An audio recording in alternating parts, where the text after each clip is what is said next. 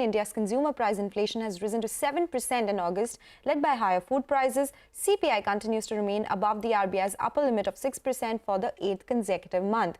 Meanwhile, India's factory output witnessed a 2.4% growth in July. Lata Venkatesh is here with the analysis. Lata. That's right. Inflation is a slightly bothersome number because it's come in not just higher than street expectations, but that ugly 7 handle which we thought we would put behind us, 7 has come back.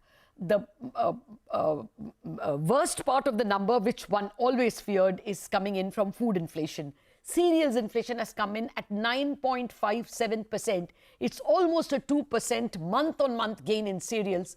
The government probably smelt it, and that's why you had that import ban on broken rice. This is going to be a spot of bother because of the spatial distribution of monsoon and the fact that there is a desire to hoard food grains and perhaps therefore higher exports of rice as well, now that wheat exports were banned. So we have to watch the space, the food space and the cereal space in particular. Food inflation as well coming in almost a percentage point higher than the month of July, coming in at well over 7%, 7.6% is a spot of bother. This may not change the Reserve Bank's approach to monetary policy which is up on September 30th, because the Reserve Bank had forecast a July, August, September inflation of 7.1%.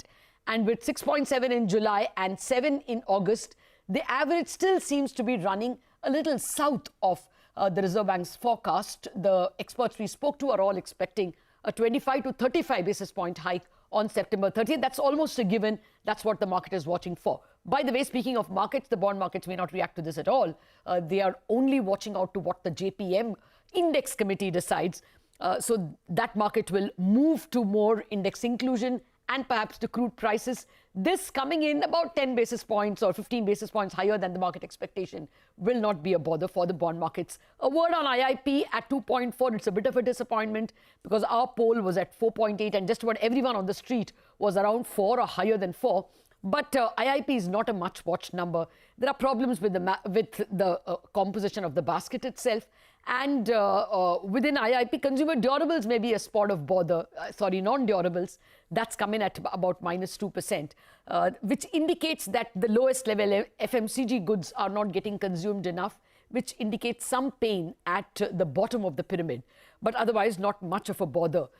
Overall picture doesn't change much, except that inflation is a little higher than expected, growth a little less than expected. That's not a very pleasant combination.